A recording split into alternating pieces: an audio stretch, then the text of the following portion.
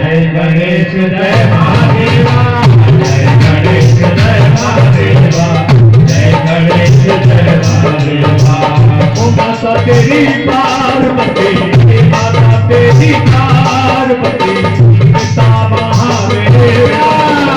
जय गणेश जय महादेव,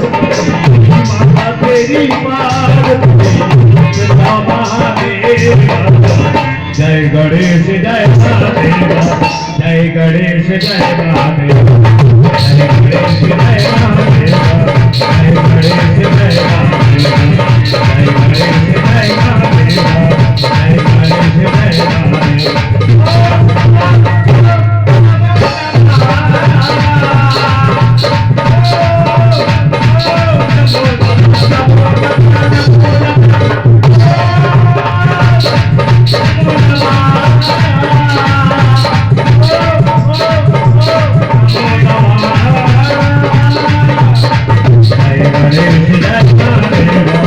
जय गणेश जय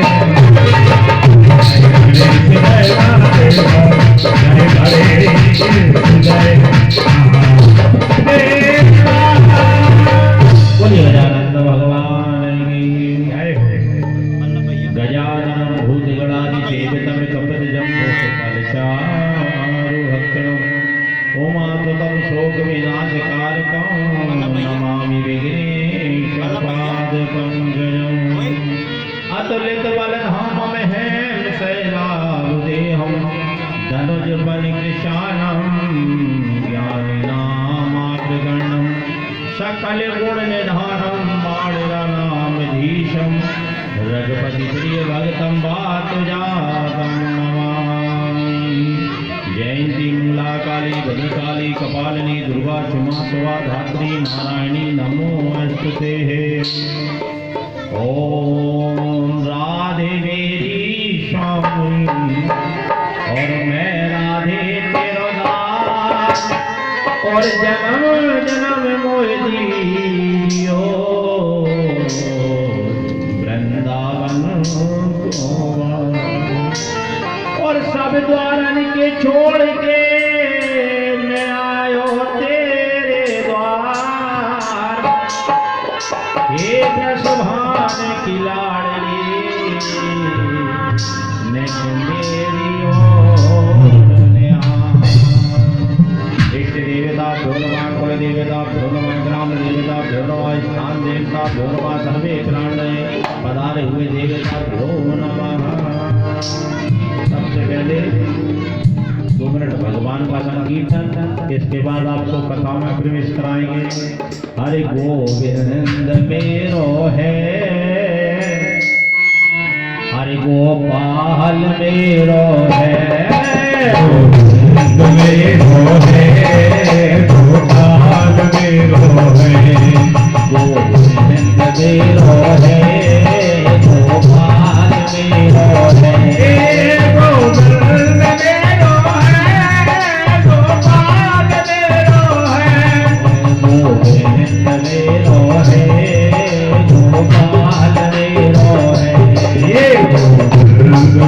है गोपाल मेरो है तो बंसी को बजैया रे लाल मेरो है बंसी को बजैया रे लाल मेरो है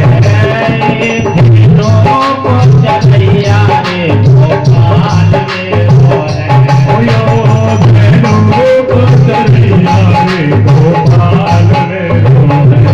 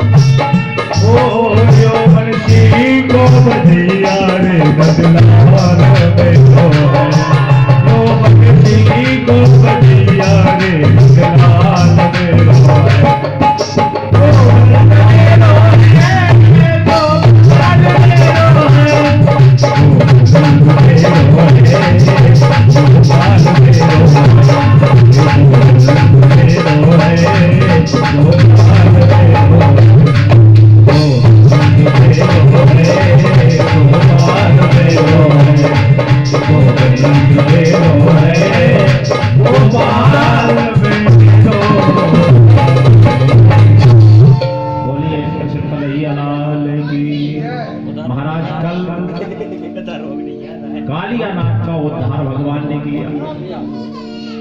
और महाराज अब भगवान ने जो है सो सब ग्वाल वालों को जो है सो अपनी छिंगलों उंगली से अमृत के छिड़का दिए, जिससे वो सब गोप ग्वाल और सब जो है सो जीवित हो गए। महाराज ऐसे कन्हैया जब अपनी गाँव जो है तो गऊओं को चराने निकलते हैं ना, मोर पंख धारण किए, पीतांबर पहने हुए। देखिए उस झांकी को कैसी झांकी है, भगवान ने पीतांबर पहना है, मोर मुकुट धारण किया है और बंसी हाथ में है। सब गोप और ग्वालिया जो है तो कहते हैं दूध गाय चराने के लिए भगवान जाते हैं। गोपियों अपने घर में बैठी रहती है, लेकिन घर में बैठी बैठी भगवान का चिंतन करती रहती है। महाराज भगवान के चिंतन के माध्यम से भगवान कृष्ण लीला को जो है सो दर्शन करती रहती है। बिहारी जी ने आज वृंदावन में कैसे रंग की पोशाक पहनी है, ऐसे मन में जो है सो विचार कर रहे हैं। सब सखियां बैठी हैं, ये चिंतन श्रेष्ठ है। तो बिहारी के मंदिर में जो है तो फव्वारा, तुम जाओगे ना तो भगवान का चिंतन किस पद्धति से है। भगवान का चिंतन चाहे पुत्र बन के कर लो, चाहे पति बन के कर लो, और चाहे बेटा बन के कर लो, चाहे दुश्मन बन के भी। भगवान की चिंतन की पद्धति अलग हो सकती है। गोपी अपने मन में धारण करती है कि हे कान्हा तुम मुरली बजाओ और हम तुम्हारी मुरली की तान सुने। और सब वृक्ष है ना, वृक्ष दूर खड़े और भगवान हम मुरली बजा रहे हैं ना, तो वृक्ष भी ये सोचते हैं कि भगवान यदि पास में होते ना तो हम उनके चरणों में जो है सो छू लेते। ऐसे तरह तरह के वृक्ष भी जो आए थे वो भी सब देवलोक बन करके आए थे, देवता लोग जो भी सब थे वहां। जो 16,000 भगवान की पत्नी थी वो वेदों की ऋचा थी, वो भी सब भगवान ने पहले जो है तो देवताओं ने पहले जाना कि भगवान जो है सो जा रहे हैं, इसलिए हमें भी पहले जो है सो चले गोकुल में पहले ही सब पहुंच गए। महाराज गोपियां घर में बैठी हैं, गोविंद गौ चलाने जा रहे हैं। घर में बैठी बैठी गोपियां भगवान के चिंतन करती रहती हैं।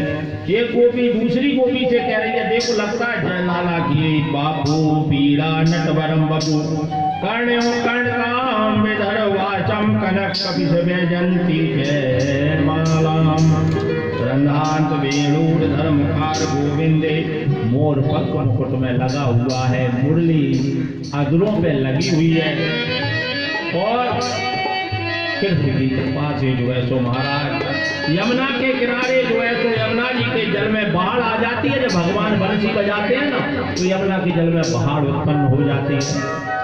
और महाराज कृष्ण चरण के आलिंगन के लिए जो वृक्ष अपने यमुना में हिल जाते हैं, वृक्ष भी यमुना में जब भगवान की मुरली बजती है।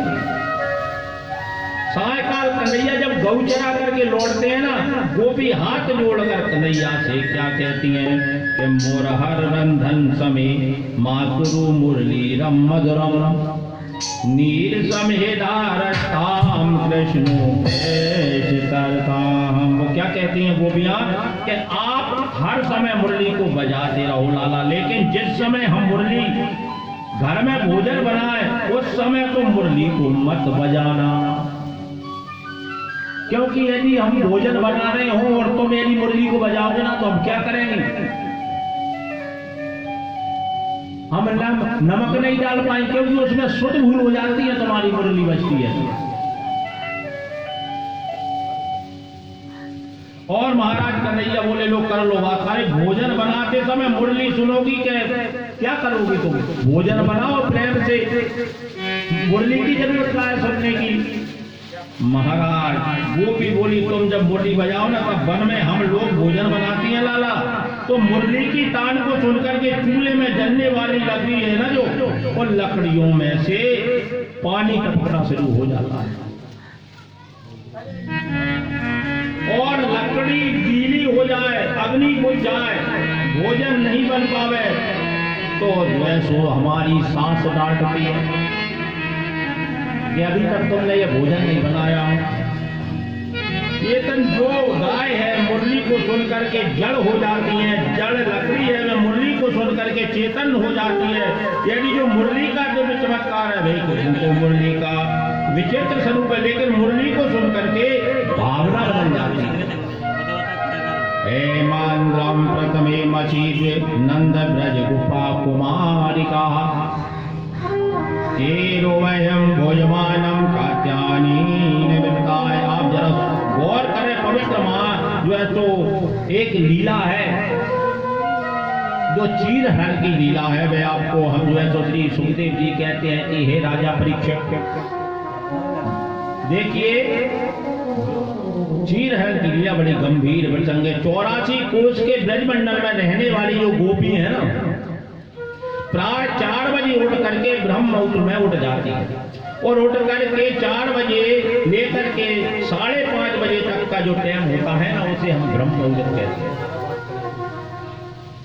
और ब्रह्म मुहूर्त में उठ जाती हैं और जाड़े के दिनों में प्राय 4 बजे बहुत अंधेरा रहता है, 4 बजे जाड़े के दिनों में गोपी उठ करके जाती हैं और पूरे कपड़े उतार करके यमुना के किनारे रख देती हैं।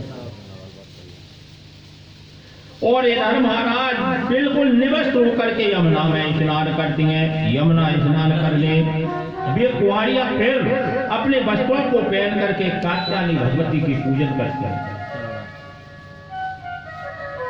और माता कात्यायनी को धूप दीप नैवेद्य से पूजा करके और क्या मांगती हैं कि कात्यायनी महामाये महायोगनीश्वरे नंद गोप सुतम देवम पति में करुते नमः।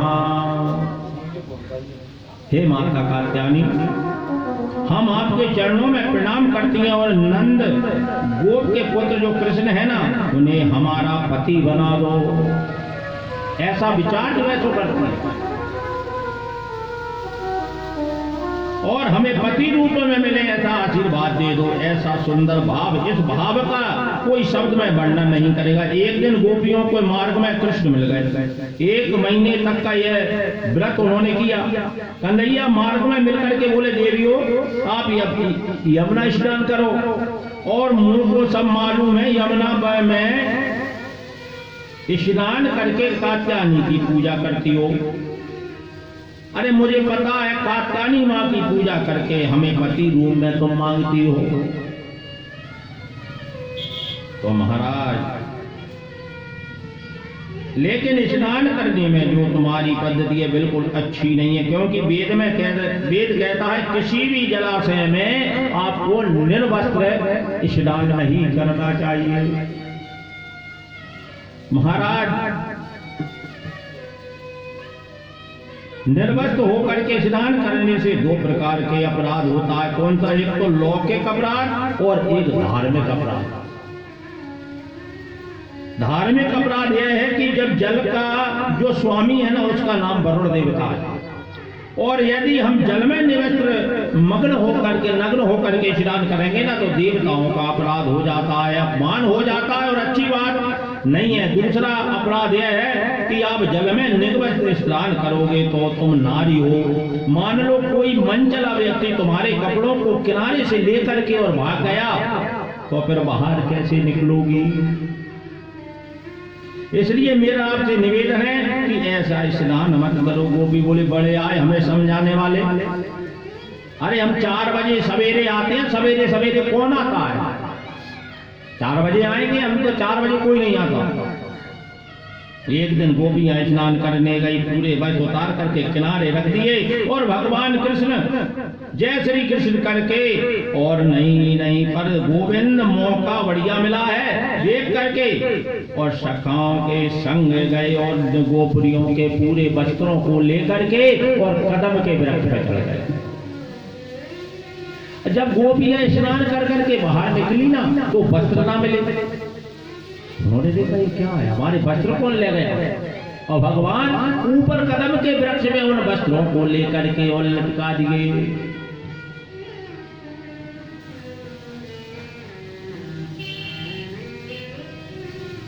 महाराज ऐसे भगवान तरह तरह से जो है तो अब कहती हैं गोपियां, जब देखा ना हमारे वस्त्रों को कौन ले गया, हमारे वस्त्रों को कौन ले गया। गोपी तो नहा रही थी आराम से, इतने में एक गोपी बहाना अब नहाती ही रहोगी कि भैया बाहर भी निकलोगी। जैसे ही उन्होंने क्या कात्यायनी को पूजन भी करना है, बोली हाँ हमने तो ध्यान नहीं दियो, इसलिए जैसे ही निकले के लिए तैयार हुई और घाट में देखा तो वस्त्र नहीं। महाराज भगवान हमारे वस्त्रों को कौन ले गया? बेचारी कंठ भर जल में खड़ी है, निकले तो कैसे निकले? गोपियों ने जब किनारे पर जायदा नजर डाला, देखा तो किनारे पर कदम की डाली पर श्रीमान जी बैठे हुए हैं। कहने लगी कि तुम्हें शर्म नहीं आए, हम स्त्री हैं और तुम पुरुष हो, और तुम हमारे कपड़े ले गए हो और लेकर के, और अब कह रहे हो कि एक एक देखो गोपी मैं दूंगा तो सही, लेकिन तुम बाहर एक एक निकल करके आओ और अपने अपने कपड़े ले जाओ। अरे हमें चीर दे दो हमारे कन्हैया, हे कन्हैया हमको हमारे चीज दे दो, हम अब बाद में कछु भी ना करेंगे, क्योंकि तुम पुरुष और हम स्त्री। तो भगवान कहने लगे हमें तुम में क्या भेद है? महाराज लाला अरे कन्हैया हमारे वस्त्र दे दे, चुरा लिए हैं। कन्हैया बोले वस्त्र थोड़ी हैं, बोली कदम पर टंग रखे हैं, यदि किसी को लेना है वो ले जाओ। गोपी बोली इतने बड़े बड़े फूल हरे नीले जो है तो रंगी फूल लगे हैं। कन्हैया बोले मेरे कदम दुनिया से निरालो है, यहाँ पे ऐसा फूल जो है तो आवे कि सुंदर श्याम दत्ता करवायम तदोदिकम देहि वाचानि धर्मज्ञ नोते द्रगे पुरामहे। लाला आप जो कहोगी ना वे हम करेंगे, पर हमारे वस्त्रन को दे दो। कन्हैया ने कही सुनो, यदि ये कदम पर तुम्हारे वस्त्र हैं और यदि तुम्हें अपने वस्त्र चाहिए ना तो एक काम कर सकता हूँ, भावको यदि ते दयस्तो मयुक्तम भाकरिष्ठदा अत्र गत्याहम स्वयवासति प्रतिगच्छतु शुचि स्मरता। एक एक करके आ जाओ और अपने कपड़े ले। गोपी बोली बाहर निकलने के योग तो हमें है ही नहीं, हम कैसे बाहर निकले? यदि नहीं है तो प्रार्थना क्यों करती हैं? आप पूरे वस्त्रों को नीचे डाल करके उधर चले जाओ और हम निकल करके हम वस्त्र पहन लेंगे। कन्हैया बोले ऐसा तो हम नहीं कर सके, क्योंकि यदि तुम्हें अपने वस्त्र चाहिए ना तो सब ऊपर हाथ कर करके और आओ और हाथ जोड़कर से जल से बाहर निकलो और अपने अपने वस्त्र ले जाओ। एक गोपी ने दूसरी गोपी को देखा, कहा कि ये तो ब्रह्म है और ये तो भगवान है, इसके सामने 1000 वस्त्र पहन लो, 1000 वस्त्र पहन लो ना तो भी निवस्त है, और इसे काय का जो है तो संकोच करना चाहिए। अब बाहर गोपियां आई और अपने वस्त्रों को लेकर चली गई। फिर हरण के प्रसंग से कुछ लोग कहते हैं कि ऐसा किसी ने क्यों किया, कोई स्त्री नहा रही हो उसके वस्त्रों को लेकर के कदम पर चढ़ जाना ये अच्छी बात नहीं है, लेकिन कोई सभ्य पुरुष का लक्षण तो नहीं है। ये तो स्त्री रंग का आदरहीन पुरुषों का लक्षण है। धर्म के संता श्री कृष्ण ऐसे हैं, फिर समाज पर क्या असर होगा। देखिए कि समरथ को नहीं दोष हो सकता, वो ब्रह्म है और हम उनकी शक्तियां हैं, अंश है उनके। ईश्वर अंश जीव अविनाशी, हम ईश्वर के अंश हैं और भगवान हमारा ब्रह्म है। उनमें और हमें क्या संकोच, यदि हम 1000 वस्त्र भी पहन ले तो भी उनके सामने तो निर्वस्त्र नहीं। ऐसी जो है जो कहती है गोपी, यदि कृष्ण वो मनुष्य ही समझे तो इसमें कोई दोष नहीं है। कृष्ण ने भगवान गोपियों के वस्त्र जब चुराए, उनकी उम्र भी 5.5 वर्ष की थी और 5.5 वर्ष के बालक के मन में काम की भावना नहीं होती। भगवान की उम्र उस समय 5.5 वर्ष की थी। 5.5 वर्ष का बालक क्या जाने काम वासना को वस्त्र चुरा ले गया, मांगा तो दे दी। तीसरा भाव बड़ा सुंदर है कि कृष्ण ईश्वर है, गोपी है, जीव वस्त्र है। अविद्या कृष्ण रूपी जीव से गोपियों के अविद्या रूपी वस्त्रों को चुरा लिया। बोलो कि आज के बाद तुम यमुना में स्नान नग्न होकर के नहीं करोगी। महाराज गोविंद पीछे पीछे आता है और कृष्ण की अहल्य शक्ति का नाम है एक राधा, और हमारे ब्रज मंडल में जो है तो राधा रानी की बड़ी जो है तो कृपा रहती है। हम श्री राधे जू के वल अभिमानी, तेर रहे मोहन रसिया से बोलत अटपटी वाणी। श्री सुखदेव जी कहते हैं कि हे राधा, हे परीक्षित, असल में राधा का मतलब क्या होता है, मन की अंतर्मुखी वृत्ति है ना। ध्यान मन की वृत्तियों अंतर्मुखी बन जाती है तो संसार का जो सुख है ना, जो सुंदर नहीं लगता, फिर वो मन और अंतर्मुखी करने की आकांक्षा हो जाती है। महाराज परमात्मा राधा के वश में है और धारा के वश में नहीं। यह राधा अर्थात अंतर्मुखी वृत्ति, बहिर्मुखी वृत्ति, जो धारा के वश में नहीं होता राधा के वश में हो जाता है। आज मेरा गोविंद 7 वर्ष का हो गया। गीता में जो है तो बड़ी सुंदर बात कही है कि अनंतो यंतो माए जना कृपुपाश्यते तेषां नित्याम युक्ताम योगक्षेमा बहाम। अनंत से जो भी मेरा चिंतन करता है ना, अनंत का मतलब होता है अन्न, जिसकी दृष्टि में केवल गोविंद के अलावा कोई नहीं है उसको अनय कहते हैं। अनंत से चिंतन करने वाले का होता है उसका योग क्षेम भी बहान जो है सो करता हूँ। ब्रजवासियों ने कृष्ण जब कुछ है तो उनका चित्त कृष्ण है, उनका नाम पुत्र कृष्ण है। इस प्रकार से महाराज अब होता क्या है, गोपियों के वस्त्रों को भगवान ने चुराया और इधर कुछ समय पश्चात महाराज इंद्र का यज्ञ करते हैं। हजारों मन तिल, हजारों जौ, हजारों चावल, हजारों मन सामग्री। कृष्ण कहते हैं इंद्र की पूजा करें, उसमें मुझे कोई आपत्ति नहीं है। इंद्र की पूजा यदि तुम करना चाहे तो मुझे क्या है। भगवान जो है तो घर घर में कढ़ाइयां चल रही हैं, पकवान बन रहे हैं, और जो है सो भगवान आ रहे हैं और घूमते घामते चौपाल पे लोग बाग बैठे हुए पूछ रहे हैं क्यों बाबा आज क्या है, आज है क्या। ऐसी जो है सो ये क्या हो रही है जो आज खुशबू पे खुशबू आ रही है।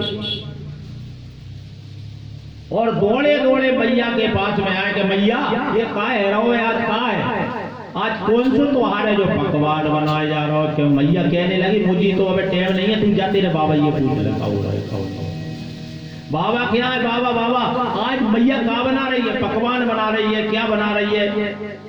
बाबा ने कहा मुझे भी टाइम नहीं है, खाना तू तेरी मैया ये पूछ ले। मैया के पास आए दौड़े दौड़े, मैया मोह को पकौड़ी कचौड़ी पूरी बना रही। कहने लगी मैया मोह को भी जो है सो थोड़ा सा दे। कहने लगी लाला अभी नहीं देवे, अभी तो जय जय की पूजा कर दी है। भगवान कहने लगे जय जय की पूजा मुंह से बड़ो कौन सो जय जय आओ, मुंह से बड़ो कौन जय जय। अब महाराज इधर बाबा के पास में पहुंचे। बाबा आज का माँ रोते रोते पहुंचे और रोने के लिए मैया जो है तो बाबा मुझे मैया ने कुछ भी खाने को नहीं दिया। तो बाबा कहते हैं लाला तू चिंता मत करें, हम चलते हैं मैया को हम समझाएंगे। नंद बाबा को लेकर के भगवान आ रहे हैं। कहे क्यों जी जसोदा तेने काना को खाने के लिए काय नहीं दियो, माखन दे देती। बोले मैं अभी काम में व्यस्त हूँ और ये जो है सो पकौड़ी मांग रहा, मैं इसे कैसे दे दूं। कहने लगे लाला तू माखन खाए ले, पर ये अभी भोग लगाने के लिए हमें जो है सो चाहिए, हम जय जय की पूजा करेंगे। बोले जय जय जय जय की पूजा करो। बोले ठीक है बाबा, लेकिन पूजा जय जय है कौन।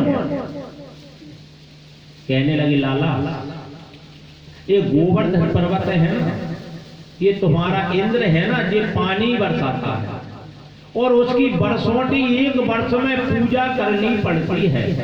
यदि पूजा हम ना करें ना तो हमको जल नहीं बरसाएगा, जल नहीं बरसाएगा तो हमारी गाय कैसे चरेंगे, दूध कैसे होगा, माखन कैसे होगा। यदि गुस्सा हो जाएंगे इंद्र तो हमें जो है तो फिर जल नहीं बरसेगा, अन्न पैदा नहीं होगा, हम क्या खाएंगे। हम तो ग्वाल वाल है, यादव है, और बेटा हमें तो गौए चलाने के लिए कुछ ना कुछ जो है सो घास चारा जब तो आएगा जब इंद्र जल बरसाएगा। और इंद्र क्रोधित हो गया, जल नहीं बरसाया तो हम तो भूखमर मरने लग जाएंगे।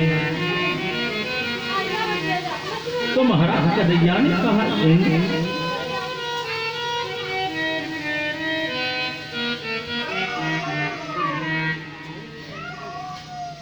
कन्हैया कहने लगे इंद्र कभी तुम्हें आकर के दर्शन दिया है इंद्र ने।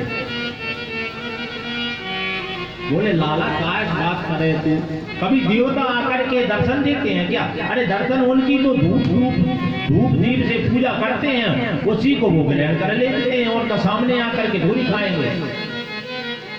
कहने लगे बाबा सब ठीक है, लेकिन सबसे बड़ा काम तो ये है कि हमारा ये है ना गोवर्धन पर्वत, उस पे हमारी गाय चलती है, उस पे हमारा सब कुछ होता है। और तुम जो है तो कह रहे हो इंद्र की पूजा। अरे इंद्र कुछ नहीं करता, इंद्र ना तो जल बरसाता ना कुछ करता, यह तो सब व्यर्थ है। कहने लगे कुछ लोग वहां बैठे थे और महाराज ऐसा कुछ करूं, नाटक करूं जिससे इंद्र का घमंड दूर हो जाए। भगवान ने मन में विचार किया कि वैसे तो बाबा गोवर्धन की पूजा हमको करनी योग्य है, हमको गोवर्धन की पूजा करनी चाहिए। इंद्र क्या करता है। सब और जो है सो 10-5 लोग बैठे थे, ये बोले भैया ऐसा ना ही कर दियो लाला कन्हैया, नहीं तो हमें लेने के देने पड़ जाए, ऐसा मत कर दियो। अब देखो 7 वर्ष की उम्र है बालक की, यदि 7 वर्ष का बालक कुछ बात कहे तो वह मानने में थोड़ा टाइम लगेगा, समझने में। तो वहां पर सब बैठे हैं, बाबा नंद उपनंद ब्रजवासी सब वहां बैठे हैं और कह रहे हैं कि हमको देखो इंद्र की पूजा से अभी कोई वो बात नहीं है कि इंद्र हमें गलत लगता हो, इसलिए हम तो ये कह रहे हैं कि हमको सब कुछ देने वाला गोवर्धन महाराज है। वहाँ हमारी गाय चलती है, वहाँ से हमें जलाऊ लकड़ी उत्पन्न होती है, वहाँ हमारी गाय जाती है, ये गोवर्धन पर्वत। बोले लाला तू कह रहा है कि कोई देवता आकर के दर्शन देगा। बोले मेरा गोवर्धन पर्वत आकर के दर्शन तुमको देगा। अब महाराज इधर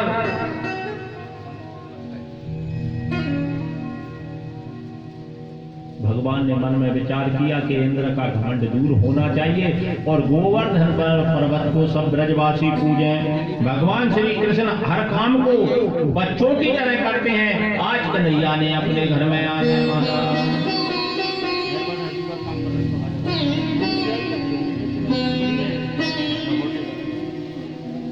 महाराज इंद्र हमारे देव का नाम है। बाबा जीव को कर्म से ही भगवान समझा रहे कि बाबा जीव को कर्म से होए, जीव की मृत्यु कर्म से होए और ईश्वर नाम की चीज है वो तो फल वही दे।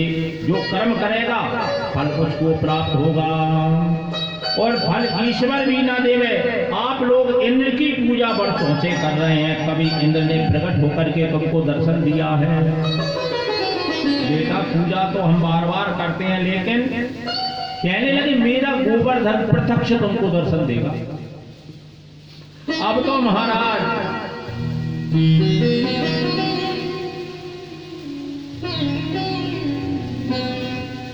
ब्रजवासी कहने लगे इंद्र की पूजा बंद कर दें तो ऐसा ना हो। तब बैठे हैं, तब विचार कर रहे हैं।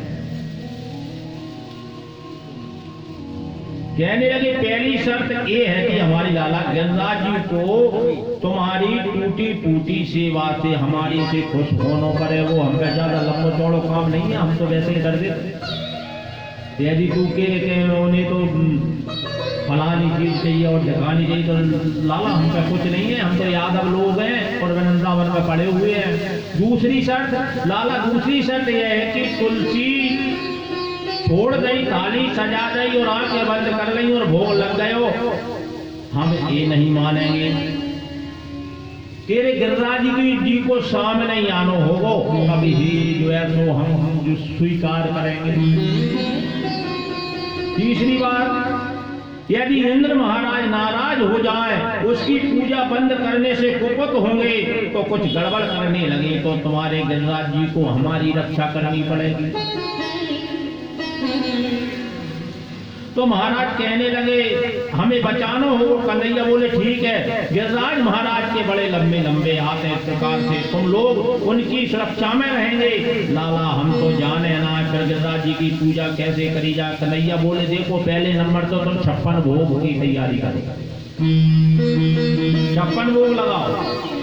और 56 भोग में क्या होता है? खुरचन खीर, मोहन खीर, सा खुरमी खीर, खलाजा जलेबी, कलाकंद बालूशाही, मनोहर थाल, मेवा बाटी, मटरी, मसूर पाक, पेड़ा, रसगुल्ला, संग रबड़ी, सुहाई, भुजिया, नमकीन, सेव, बठिया, शकल पारे और भुजिया, समोसा, पापड़, पकौड़ी बनाई। मधु श्याम नंद बाबा यशोदा सब सामग्री लेकर गए गिरिराज को सजाया। अब महाराज सब सामान को सजा करके और भगवान कृष्ण की मान करके सब ब्रजवासी अपनी अपनी गाड़ियों में भर करके और महाराज चल देते। अब इधर होता क्या है, जा रहे हैं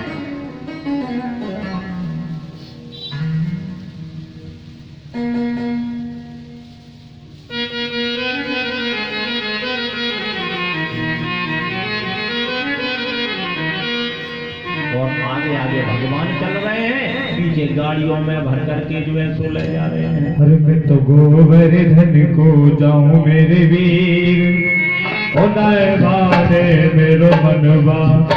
मैं तो गोवर्धन को जाऊं मेरे वीर, नाय माने मेरो मनवा। मैं तो गोवर्धन को जाऊं मेरे वीर, नाय माने मेरो मनवा। नाय माने मेरो मनवा, अब नाय माने मेरो मनवा। नाय माने मेरो मनवा, अब नाय माने मेरो मनवा। मैं तो गोवर्धन को जाऊं मेरे वीर,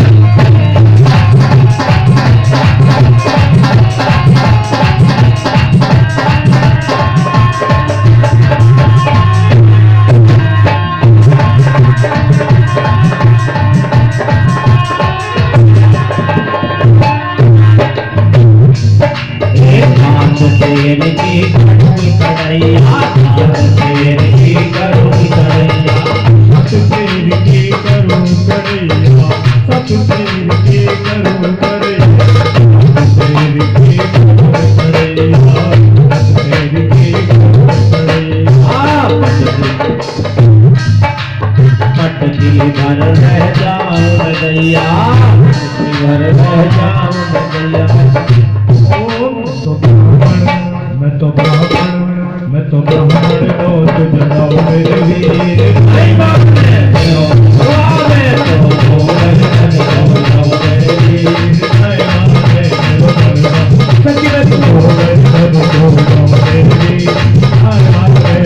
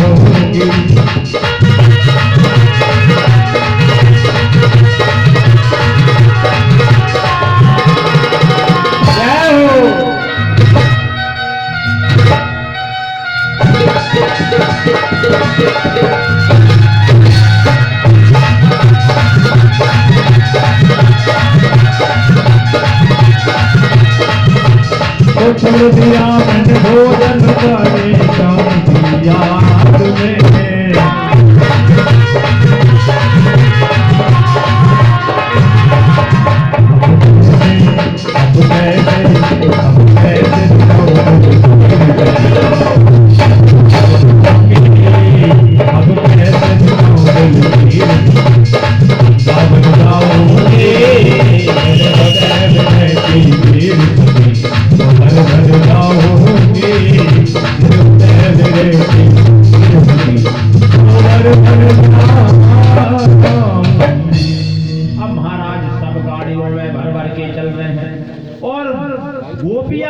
सिंघार किए और बाजो ऐसो भगवान आगे चल रहे हैं। साडल मुनि पूजा की थाली लेकर के चल रहे हैं। अब महाराज सब चल रहे हैं वृंदावन से जा रहे हैं सीधे गोवर्धन की 7 कोस दूर है, 7 कोस का है। अब महाराज इधर होता क्या है, गिरिराज जी के पास आ गए। भगवान बोले मेरे गिरिराज जी है ना, गिरिराज जी कोई छोटी मोटी थोड़ी है, लंबी चौड़े है, 7 कोस। गिरिराज जी की ब्रजवासी बोली गिरिराज जी तो बहुत बड़े हैं लाला तेरे। कहने लगे हाँ बड़े तो है। भगवान ने कहा अगर गिरिराज जी को अब क्या करें लाला, अब तो हम आ गए। कहने लगे पहले गिरिराज जी को स्नान करा। बोले स्नान लाला इतना बड़ा गिरिराज जी कचू सालक राम धोरिया थी, एक कटोरी में नवा कौन आने में बैठा था। तेरो गिरिराज जी तो बहुत बड़ो। अब जो है सो बंधु वो बाल्टियों से, क्योंकि थोड़ी यमुना जी दूर पड़ती है, बाल्टियों से और पानी ला रहे हैं। सुबह से लेकर शाम तक हो गई। गिरिराज जी को एक नाखून भी गीलो नहीं हो। कहने लगे लाला तेरो गिरिराज जी अब से तो नवा में भी नहीं आया। कहां तक लाएंगे, थोड़ी बहुत 1-2 टैंकर से तो मैं कोई पता ही नहीं पड़ा। क्योंकि 7.5 उसके गिरिराज जी तो कहने लगे लाला हमारी तो बस की नहीं है, हम तो नहीं नवा सके और तू ही अब कचू करे तो कर ले, नहीं तो तेरे गिरिराज जी यद नबी रह जाए। कहने लगे ब्रजवासियों से सब अपनी आंख बंद कर लो। सब ब्रजवासियों ने आंखें बंद की महाराज, और वहां गंगा जी को भगवान ने प्रकट कर दिया। उसी दिन से उसका नाम मान से गंगा बढ़ गया। तो तेरो कन्हैया नंद लाला ओ मैया गुरु को बुझाए रहो रे। तेरो कन्हैया नंद लाला ओ मैया गुरु को बुझाए रहो रे। मैया यशोदा तेरे लाला कन्हैया गुरु को जाए रहो से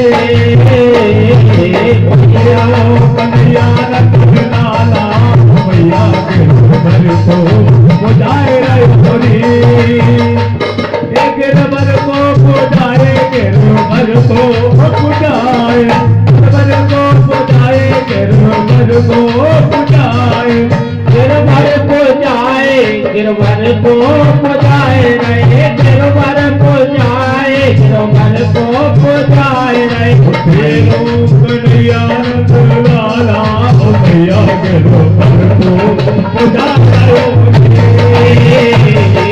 मैया सैया लाला रे गिरवर को जाए रहे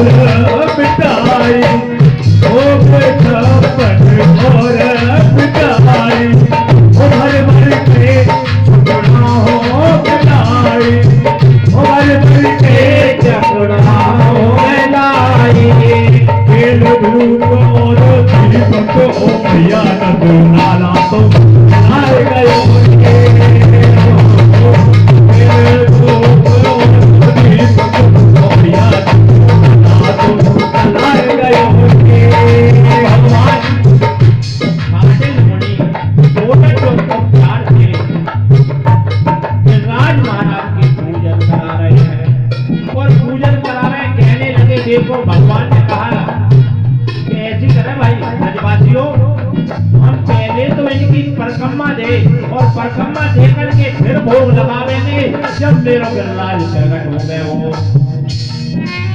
तेरो कन्हैया रंग लाला मैया करो घर को उजाड़ दो मैया तो दाते लाला कन्हैया के घर को उजाड़ दे।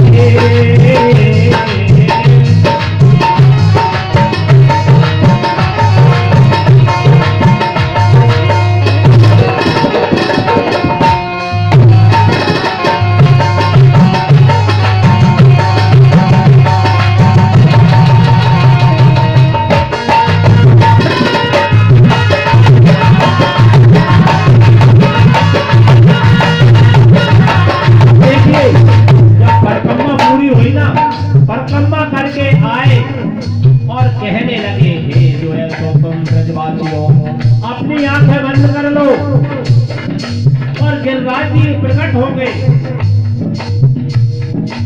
एक रूप से पूजत बनाई, एक रूप से पूजत बनाई, एक रूप से तो भगवान वो बर्तन प्रकट में जो है वो प्रकट हो गए और एक रूप से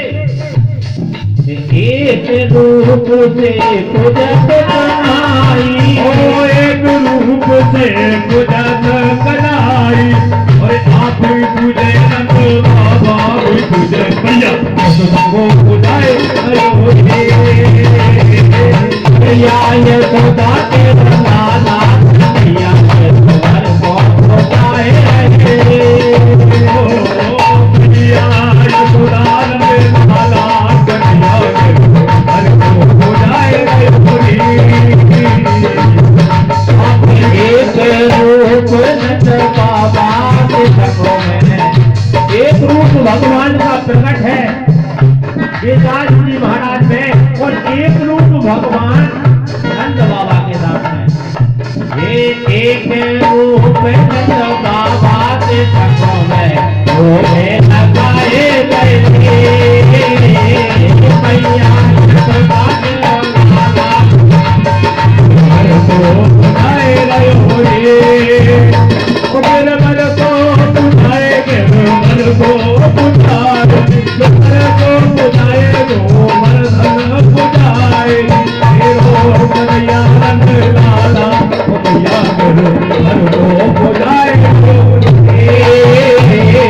मैया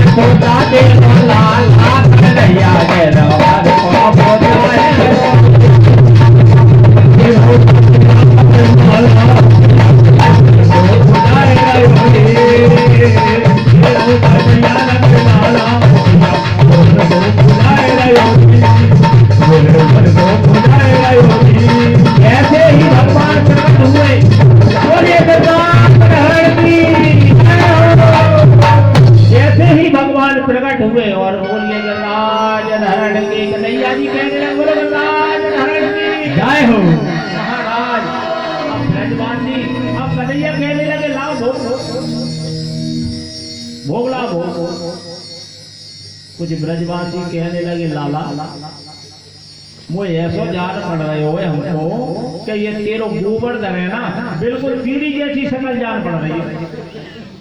अरे वाह यार, आनंद आ रहा है यार। ये तेरो गोवर्धन है ना बिल्कुल तू है कि गोवर्धन दोनों एक से लग रहे हैं। कहने लगे लाओ गोवर्धन को जो है सो भोग महाराज। अब भोग लगा रहे हैं महाराज, सब ब्रजवासी भोग ले करके आ रहे हैं। लाओ और भगवान अपने हाथों से और जो है सो थाल कर देते हैं और उठा करके जो है सो खा रहे हैं। और इधर नंद बाबा के नेत्र सजल हो गए। लाला इंद्र की पूजा करते करते हमें बहुत समय व्यतीत हो गया, लेकिन ऐसे दर्शन हमें कब हो नहीं रहे। महाराज भगवान कहने लगे मेरे जो है ना गिरिराज जी वो कृपा सागर दयालु है, भक्तन के हितकारी हैं। अब महाराज देखो हमें प्रकट कर दर्शन दे रहे हैं, प्रकट हो गए और ब्रजवासियों ने दर्शन दे रहे हैं महाराज। अब इधर मित्र मधुमंगल ने कहा लाला सुनिए तेरो कन्हैया तो खाता ही जा रहा है, जो है सो गिरिराज धरण तो तेरो खाता ही जा रहा है, जो तो बंद ही नहीं है कब तो कब को भूखो है। हमरे सब ये खा जाएगो का हम खा जाएंगे तो थोड़ी बहुत कछु वचन देगो कि नहीं वचन देगो तेरो गिरिराज जी लाला। भगवान भोग पा रहे हैं बड़े प्रेम से। अब महाराज सवेरे 9 बजे से भोग लगाना आरंभ किया, शाम के 6 बज गए, लेकिन वे तो पत्ते जो है सो पाते ही जा रहे हैं, खाते ही जा रहे हैं। चार ही हाथन से चतुर्भुज रूप धारण कर लिया और चार ही हाथन से खा रहे हैं। महाराज 3 दिन पहले हो गए बिना रुके लगातार भोग पा रहे हैं। मधुमंगल ने कहा सुनिए लाला कहा बात है, बोलो मुझे ऐसो लगे कि ये तो सालन से भूखो ही जान पड़े हो तो तेरो गिरिराज। कन्हैया बोले कहा बात है, बोलो गिरिराज महाराज को जो हमको भी छोड़े हो या नहीं छोड़े हो कि सब ही खा जाएंगे ये भैया, ये तो 4 वादन से ही खाए रहो है।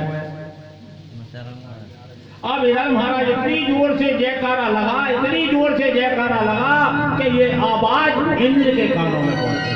बोलिए गिरिराज धरण की जय हो। हरे मेरे गोवर्धन महाराज महाराज तेरे माथे मुकुट विराज रहे।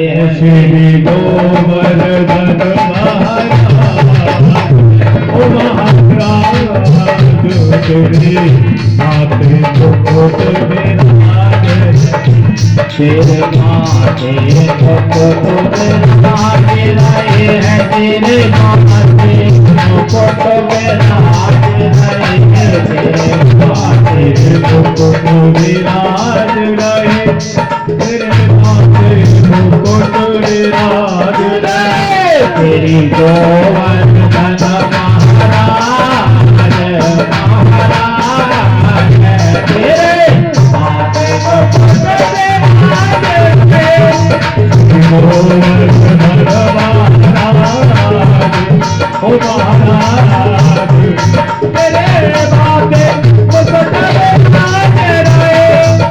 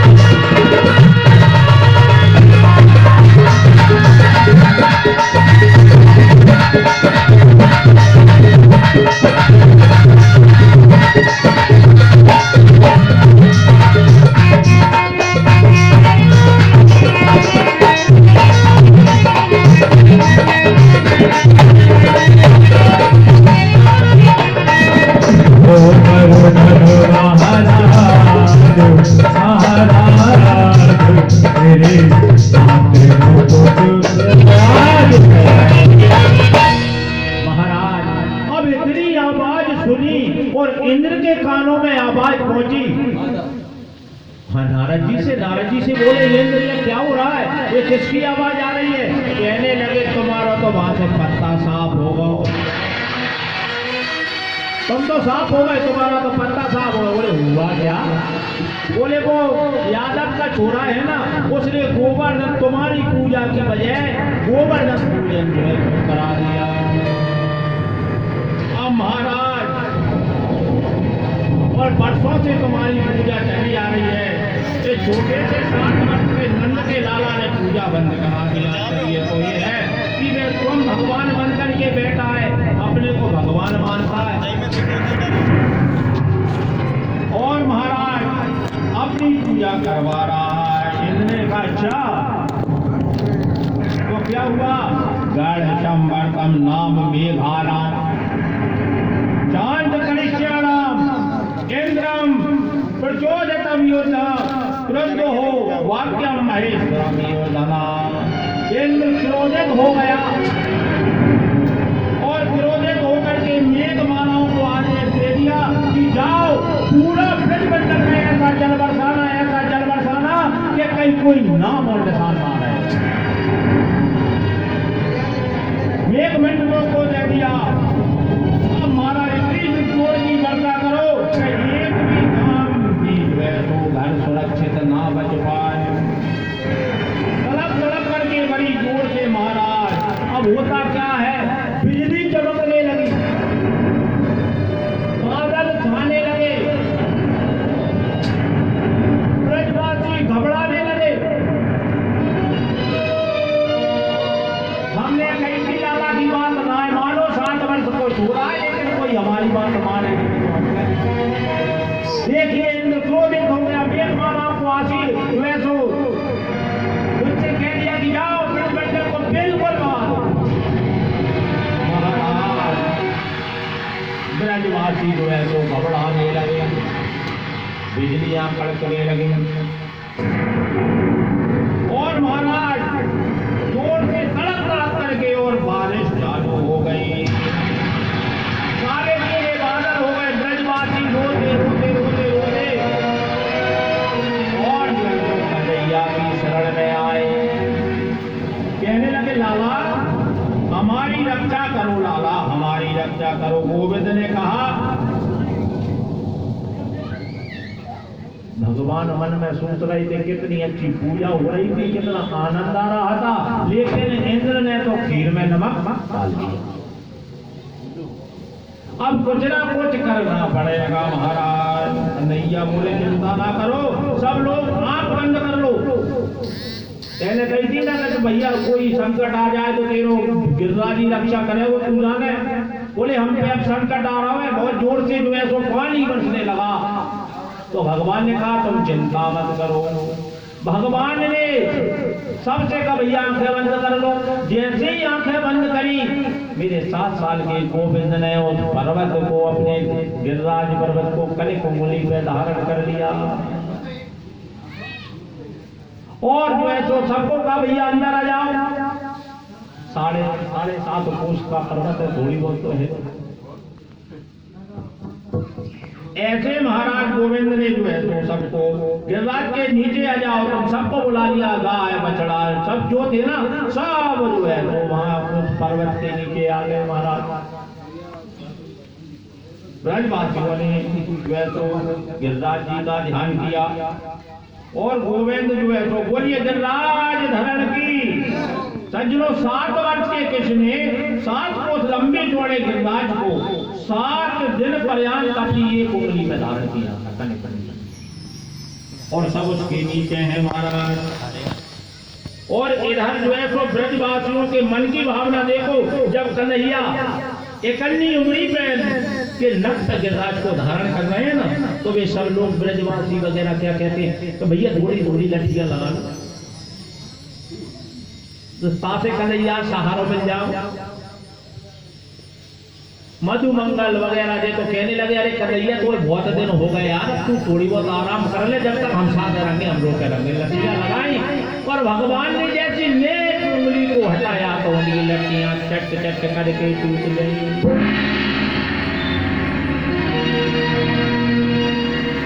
और महाराज लेकिन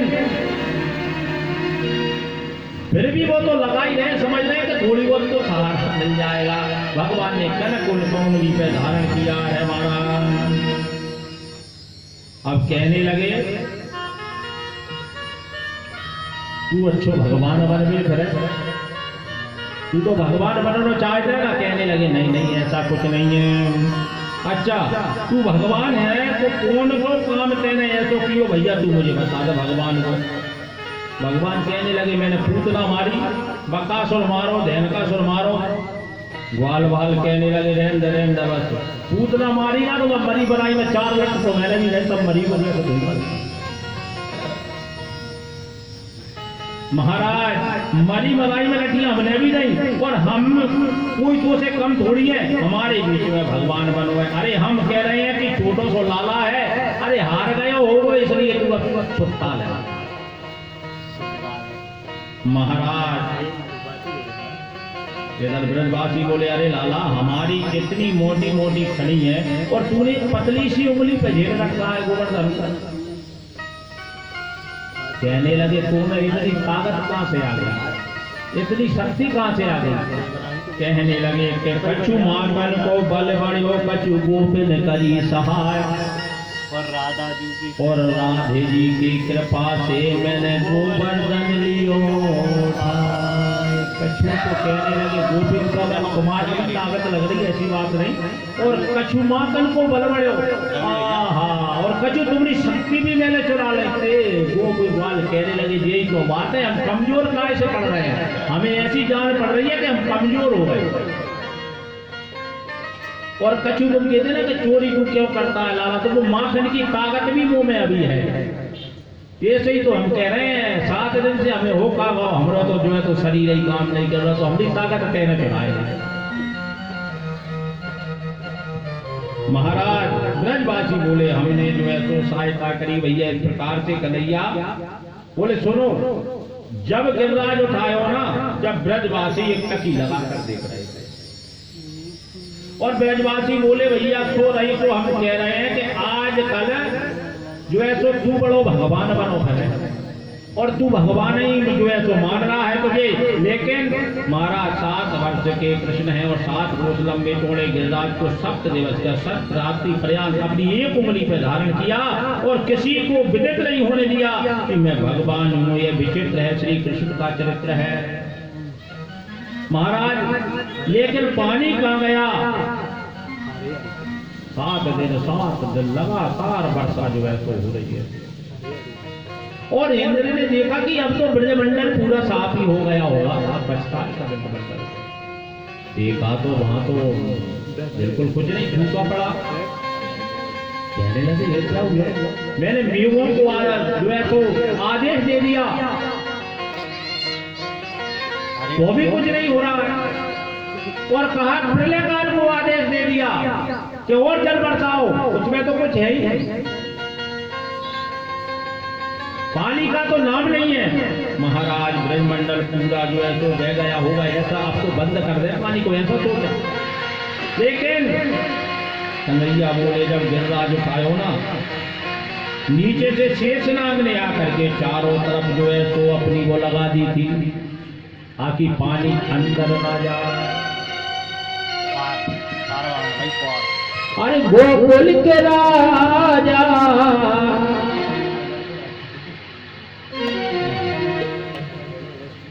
महाराज ऐसे भगवान ने और इंद्र के सैनिकों ने कहा ब्रजमंडल को पूरा जो है सो बह गया होगा, पानी बरसना बंद कर दो। सैनिकों ने सोचा कि महाराज वहां तो धूल उड़ रही है।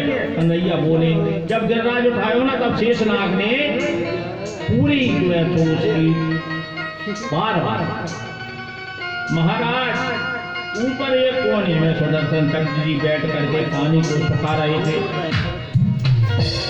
और दूसरे कोने में बैठ करके अगस्त मुनि बैठ करके जल को पी रहे थे। अगस्त मुनि समझा नहीं भगवान जब रावण को मार करके आए ना, परीक्षित जी कह रहे हैं कि मैं समझा नहीं महाराज अगस्त मुनि कैसे वहां पहुंच गए। कहने लगे जब भगवान राम और रावण में युद्ध हुआ था, रावण को मार करके अयोध्या में जब आए ना, राज तिलक हो गया, तब माता जानकी बोली माता जानकी कहने लगी बड़ी श्रद्धा से जो है सो कह ब्राह्मण को आप भोजन के लिए लाओ। महाराज राम जी से एक दिन उदास होकर बोली क्या बताऊं, बड़े प्रेम से कहती हूँ कि बड़े प्रेम से मैं भोजन कराती हूँ। कोई आता है, कोई एक रोटी खाता है, कोई 4 रोटी खाता है, कोई 3 खाता है, और मैं बड़े प्रेम से उनको खिलाना चाहती हूँ, लेकिन वो खाते नहीं है। और थोड़ा सा लेकर के उठ जाते हैं। कोई ढंग से भोजन पता नहीं मिलेगा या नहीं मिलेगा। राम जी बोले ऐसा मत कहो देवी, कभी कोई ऐसा ब्राह्मण आएगा कि आप बनाते बनाते थक जाओगे, बनाते बनाते आप थक जाओगे। लेकिन महाराज अभी तुमने असली ब्राह्मण देखे कहा, ठीक है तभी एक ब्राह्मण को बुलाता हूं। मेरे रघुवर आज समाधि लगा करके अगस्त मुनि के ध्यान में पहुंचे। जैसे अगस्त मुनि के ध्यान में पहुंचे तो राम जी बोले कहे अगस्त जी आज हमारे घर भोजन है। महाराज अगस्त मुनि आ गए। भगवान राम ने जानकी जी का उनका स्वागत किया, चरणों में प्रणाम किया, चरण धोए। राम जी बोले महाराज भोजन आज नहीं करें। अगस्त बोले इच्छा तो नहीं है, पर फिर भी आप कहते हैं तो थोड़ा सा भोजन कर लेंगे। माता जानकी बोली मेरी इच्छा होती है आपने हाथ से भोजन बना करके। पर बोले हाँ क्यों नहीं। अब भोजन बनाना आरंभ किया माता जी ने। अब बिन्ने समझी के 2-4 रोटी खाएंगे पतले पतले से अगस्त। अब महाराज रसोई घर के द्वार पर महाराज का आसन लगा दिया, सोने की थाली सजाई, सोने की कटोरी और कई प्रकार के व्यंजन सजा करके थाली में भी अगस्त देव बैठे। और जैसे ही थाली के पास बैठे अगस्त देव की नजर से राम जी की ओर देखा। बोले क्या करना प्रभु। राम जी ने इशारा किया आप असली रूप दिखा देंगे। संजू से सागर गंगा सागर। जानकी जी भोजन बना रही है और कहने लगी कि महाराज आप शुरू करें। अगस्त जी ने भोजन करना शुरू किया। अगस्त जी छोटी छोटी कटोरी। अगस्त जी ने कहा ये तो सब्जी कम है, इस सब्जी से मेरा कुछ नहीं होगा। भोजन करना है तो देवी ढंग से कराओ, नहीं तो रहने दो। जानकी जी बड़ी प्रसन्न मन हुई और कोई भोजन करने वाला तो आया। महाराज आप पाइए मैं बनाती हूँ। अब देखिए 11 बजे से भोजन बनाना शुरू किया और शाम के महाराज शाम हो गए। अगस्त जी को डकार तक नहीं आई वो, क्योंकि एक चिरू में ही वो 3 चिरू में वो समुद्र को पान कर गए थे। अगस्त जी 3 चिरू में और समुद्र को ही पान कर गए तो कैसे होंगे। 11 बज गए, 11 बजे से भोजन कराया और शाम को हो गई, लेकिन डकार तक नहीं आई। महाराज जानकी जी ने 15 बार आटा उसल लिया, सायकाल हो गई। अगस्त जी से बोली और चाहिए। अगस्त जी बोले अभी तो शुरुआत हुई है, अभी से पूछने लगी देवी आप। जानकी जी ने कहा नहीं बाबा सुनिए आप प्रेम से पाइए, मैं अभी आती हूँ। जानकी जी ने गणेश जी दोनों को पत्नियों को बुला लिया, रिद्धि सिद्धि को, और बोली अज्ञा माता जानकी बोली देखो महाराज अगस्त जी भोजन कर रहे हैं, कुछ भी हो जाए भूखे नहीं उठने चाहिए। सारे भंडारे खोल दो लेकिन महात्मा भूखा नहीं उठे। रिद्धि सिद्धि जहाँ बैठ जा वहाँ लक्ष्मी की कमी नहीं रहती। महाराज रिद्धि सिद्धि पूरी बना करके परोसती जा रही हैं और महाराज बड़े प्रेम से भोजन कर रहे हैं। 3 दिन और 3 रात हो गए महाराज, महात्मा जी अखंड भोजन में चल रहे हैं। जानकी जी रसोई के द्वार पर आई तो रिद्धि सिद्धि के सामने माता जानकी ने गणपति जी को बुलाया। गणेश जी रसोईया बनकर आ गए, नवनिधि को भी बुला लिया। अब तो महाराज रिद्धि सिद्धि नवनिधि जुड़ करके सब कुड़ी बेल रही हैं और गणपति महाराज जरिया से कुड़ी निकाल रहे हैं। अगस्त जी महाराज परोसते को जाते रहे हैं, जो है सो परोसते जा रहे हैं, अगस्त जी महाराज खाते जा रहे हैं। 15 दिन और 15 रात पूरे हो गए महाराज बिना रुके और भोजन चल रहा है अगस्त जी का। 16वां दिन पूरा हो गया। अगस्त जी महाराज के चेहरे पर कोई शुक्लन नहीं है, ये तो आप ब्राह्म गति से भोजन करने में व्यस्त है। 17वां दिन जब भोजन का चल रहा था ना तो जी आई और महाराज को प्रणाम करके बोली, महाराज प्रणाम करती हूँ। अगस्त जी ने कहा सौभाग्यवती भव, लेकिन अभी वार्ता कर नहीं सकता क्योंकि मैं भोजन में व्यस्त हूं। वार्ता बंद नहीं करूंगा। इस पर जानकी जी बोली, मैं कोई बात नहीं करने आई हूं महाराज, मैं तो इतना कहने आई हूं कि आधा भोजन हो जाए तो पानी पीना चाहिए। अगस्त जी बोले चिंता मत करो देवी, जब हमारा आधा भोजन हो जाएगा ना तो हम अपने आप पानी मांग लेंगे। अभी तो आधा ही नहीं हुआ। जानकी जी बोली हे भगवान कैसा महात्मा है, अभी तो आधा भोजन नहीं हुआ, 17 दिन खिलाते खिलाते हो गए, 17 रात और 17 दिन। कैसे महाराज? महाराज भोग चल रहा है, 17वां दिन भगवान रामचंद्र जी आए। राम जी ने जानकी जी चिंता में है, चिंता में, रिद्धि सिद्धि नवनिधि सब चिंता में कि ऐसा कैसा ब्राह्मण है, 17 दिन हो चुके अभी तो इसका पेट ही नहीं भरा और आधा भोजन भी नहीं हुआ। राम जी ने जानकी जी से कहा क्यों देवी, महाराज का भोजन अभी चल रहा है ना। जानकी जी बोली सुनिए, ऐसा ब्राह्मण मेरे घर में फिर दोबारा कभी मत लाना, और कभी भी मत बुलाना। भगवान ने कहा क्यों? आप ही तो कहती थी कोई ऐसा ब्राह्मण मिलता नहीं है खाने वाला। बोले ब्राह्मण अरे 2 4 10 रोटी खा तो चलो ठीक है, अब वो तो आज 17 दिन हो चुके, कब तक बना? 17 रात 17 दिन। भगवान राम रसोई के द्वार पर गए, महाराज भोजन कर रहे हैं। अगस्त महाराज ने भोजन करते करते तिरछी नजर से भगवान को देखा और इशारे से पूछा और करूं या रहने दूं? भगवान ने कहा बस रहने दो महाराज। राम जी के इशारे पर तो जो है सो रहा। अब महाराज सारा काम 18वें दिन शाम को जो है सो अगस्त जी महाराज को डकार आई, जल लाओ देवी जल लाओ, अब आधा भोजन हो गया, जल पिलाओ। राम जी ने कहा देवी महाराज के लिए जल लाइए। जानकी जी बोली हमारे पास कोई जल की भी व्यवस्था नहीं है, इतना पानी कहां से लाएंगे? एक आधा घड़े से तो काम चलेगा नहीं। अगर जी बोले पानी भी पीते हैं ना तो फिर ढंग से ही पीते, हम पर नहीं पीते। जितना भोजन किया है ना उतना पानी भी पिया जाएगा। ऐसे रोज ही पीते हो, 2 4 योग में कहीं एक बार ही पीते हो। राम जी ने कहा महाराज पानी की व्यवस्था नहीं हो पा रही है, इसलिए एक काम करिए, आप तो संत हैं, एक युग में भोजन करें और दूसरे युग में जल पिए तो कैसा रहेगा? इसलिए महाराज आगे जो द्वापर योग आ रहा है ना, वो द्वापर योग में मैं गिरिराज जी को धारण करूंगा और क्रोध में आकर इंद्र इतनी जल की वृष्टि करेगा कि सारा जल आप पान करें। तो उसी समय से उन्होंने वह जल पान किया। महाराज इंद्र को पता चला कि ये तो मेरे भगवान है, बहुत बड़ा अपराध हो गया। अरे गोकुल के राजा और कन्हैया न होते होते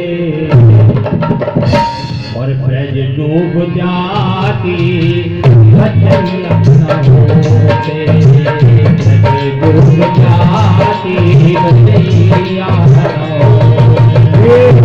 गोकुल के राजा, गोकुल के राजा कन्हैया न होते, ब्रज डूब जाती, कन्हैया न होते, ब्रज डूब जाती, कन्हैया न होते। गोकुल के राजा,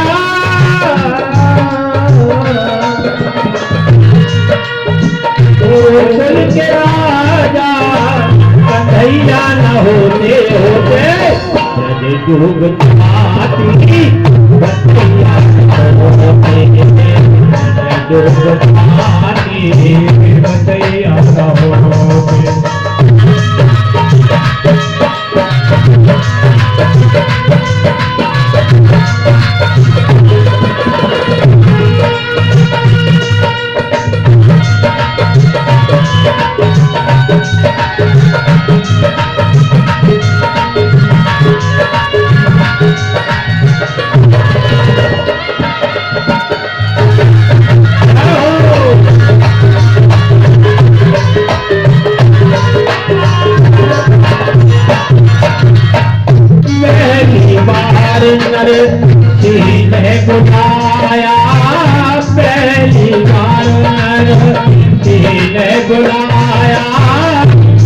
बार नरसी ने बुलाया, पहली बार नरसी ने बुलाया, पहली बार नरसी ने बुलाया।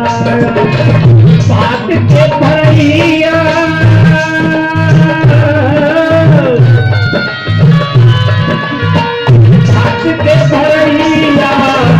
भैया न और साल चली जा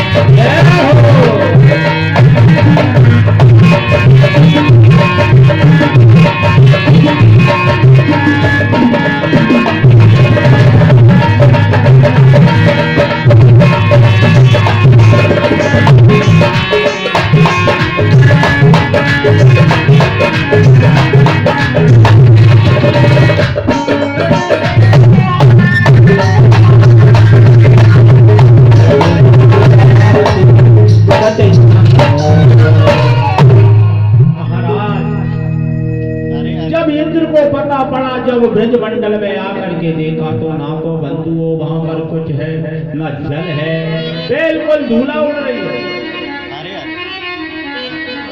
अगस्त मुनि भोजन को पान तो किया, लेकिन जल त्रेता युग का जल था और द्वापर युग में भगवान ने चलाया, इसलिए वहां जल भी नहीं रहा। अब महाराज इंद्र को पता चला कि ये भगवान बहुत बड़ा अपराध हो गया। इंद्र ने और अपनी पत्नी सची को लेकर के और महाराज भगवान के पास आ जाता है, गोविंद के चरणों में प्रणाम किया। विशुद्ध तत्वम तव धाम शांतम तपोमयम स्थामीशिकम मयामयो अयम गुणतम प्रबाहु न विद्यते अगुणम वाक्यम। गिरिराज जी की स्थापना हो गई, 56 भोग लग गया और महाराज प्रभु गिरिराज धारण करके ब्रजवासियों की संकट की निवृत्ति की। और आगे ब्रजवासियों के जीवन में जो बहुत बड़ा संकट आया, देवराज इंद्र ने के बहाने का षड्यंत्र किया, लेकिन मेरे 7 वर्ष के गोविंद ने शब्द उस लंबे चौड़े पर्वत को 7 दिन पर एक कने कुंडली पे धारण ऐसो किया। महाराज देवराज इंद्र का अभिमान दूर हो गया, उसे लगा कि मैंने अच्छा नहीं किया, भगवान ने ब्रजवासियों को संकट में डाला, वाकई मैंने अच्छा नहीं किया। इसलिए देवराज इंद्र हाथी पे चढ़ करके और अपनी पत्नी को साथ में लेकर के और आ जाते हैं, हाथी से नीचे उतर करके और कृष्ण के चरणों में साष्टांग लेट जाता है कि विशुद्ध सत्वम तम दाम शांतम तपोमयम इस्लामीनम मया मयो अयम गुणातम भाव न विद्यते अनुवंदनाः। कहे वो सुखदेव जी कहते हैं कि हे महाराज, इंद्र ने अपनी गलती को माना, गोविंद के चरणों में गिर करके प्रार्थना की और विशुद्ध तत्व से उसमें तमो गुण रजोगुण का स्पर्श नहीं है। रजोगुण तमोगुण को व्यक्त कर देने वाला माया से भी कैसा रूप धारण करे, लेकिन आप स्वयं भगवान कृष्ण हो और दया के सागर हो। इंद्र को ब्रह्मा ने 40 श्लोकों में स्तुति की। जब बछड़ों को गायों को ले गए थे ना, ग्वाल वालों को 40 श्लोक में स्तुति की तो भी जो है तो भगवान प्रसन्न नहीं हुए। क्यों? कि ब्रह्मा ने भगवान से भक्तों को अलग किया था और इंद्र ने भक्तों को भगवान से जुड़ाया था। इसलिए 4 श्लोक में भगवान प्रसन्न हो गए महाराज। क्योंकि 7 दिन तक यदि गिरिराज धारण ना करते और जल ना बरसता तो भगवान के पास वो 7 दिन तक नहीं रहते। इसलिए इंद्र को माफ कर दिया।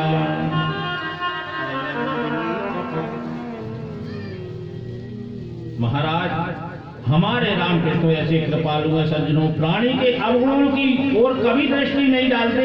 यदि परमात्मा जीव के अवगुणों को देखने लग जाए ना तो हजारों जन्म में भी हमें भगवान से मिलना नहीं हो सकता। भगवान अवगुणों को नहीं देखता। और अगर नाथ देखो अब गुण हमारे, अगर नाथ देखोगे, अरे अब गुण हमारे, अगर नाथ देखोगे, अब गुण हमारे, अगर नाथ देखोगे, अब गुण हमारे, अगर नाथ देखोगे, अगर नाथ देखोगे, अब गुण हमारे, अगर नाथ देखोगे, अब गुण हमारे, अगर नाथ देखोगे,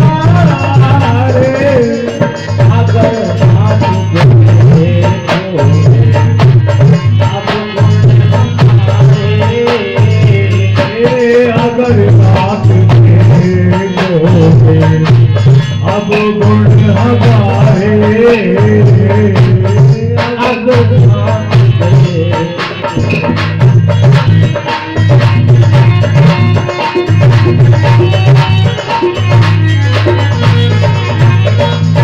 भगते कहते लगेंगे किनारे, ओ भव से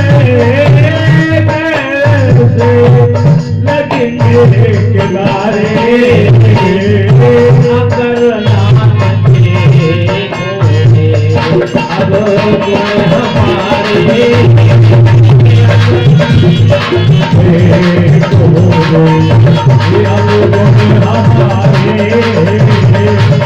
अगर नाथ देखोगे, अब गुण हमारे, अगर नाथ देखोगे,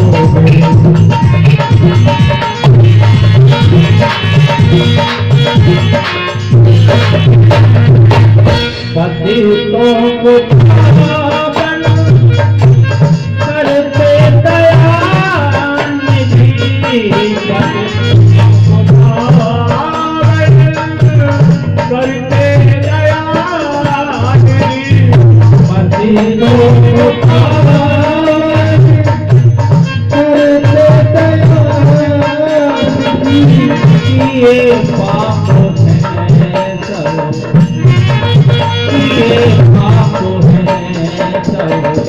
आपके सहारे,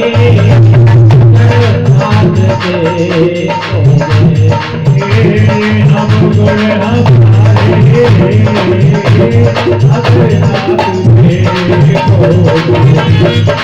गुण हमारे, अगर नाथ देखोगे, अब गुण हमारे,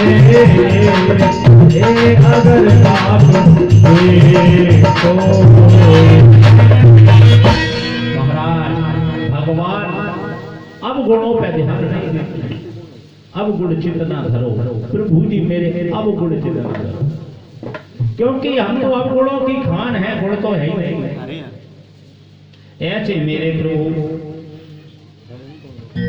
अहंकार जीवन में अहंकार कभी करते हो, और जाओ स्वर्ग को भी भोगो, तुम्हारे सब कुछ करो, कोई बात नहीं है। इंद्र जीवन में अभिमान कभी मत करना, क्यों? अभिमान का खंडन होता है, इसलिए बहुत से स्नेही को कष्ट हो रहा है।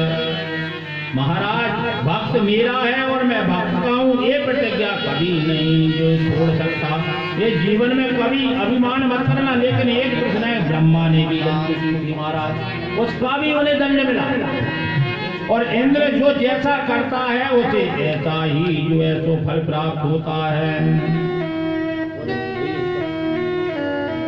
अब महाराज श्री सुखदेव जी कहते हैं कि हे राजन, भगवान ने गीता में कहा है, ब्रह्मा भूत प्रसन्नम न सोयति न कश्यति शम प्रसोणम वे भूतेषु मदभक्ति लाभन्ते परम। यानी कि प्रभु ने गीता में कहा, प्राणी जब ज्ञान की चरम परिस्थिति में पहुंच जाता है ना, तो उसे पराभक्ति की प्राप्ति हो जाती है। भक्ति के दो प्रकार हैं सज्जनों, एक होती है प्रारंभिक भक्ति, जैसे हम सकाम भक्ति का जो है सो कहते हैं। प्रारंभिक भक्ति में जीव जब प्रवेश करता है ना, तो उसे मध्य से प्रभु का ध्यान करना पड़ता है, तो उसे भक्ति की अंतिम स्थिति पर जाने पर ज्ञान प्राप्त हो जाता है, और मार्ग का चलते चलते अंतिम विशुद्ध पर जो है सो पहुंच जाता है। अब महाराज होता क्या है, एक बार की बात है,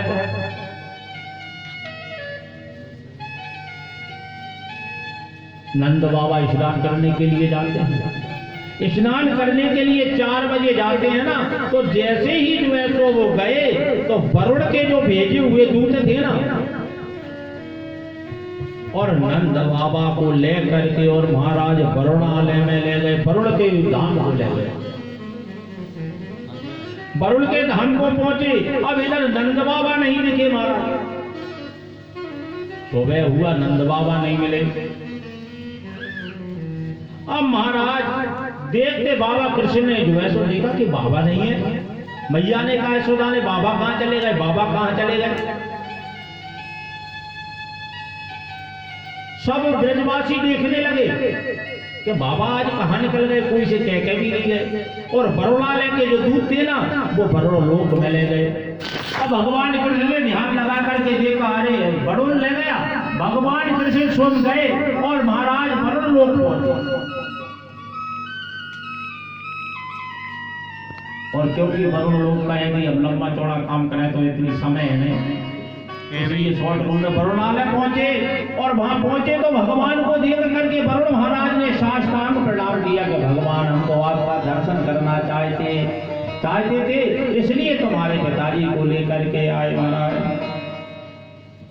अब इधर जो है तो महाराज भगवान लेकर के आए, और वहां भगवान की वरुण ने बहुत पूजा की महाराज।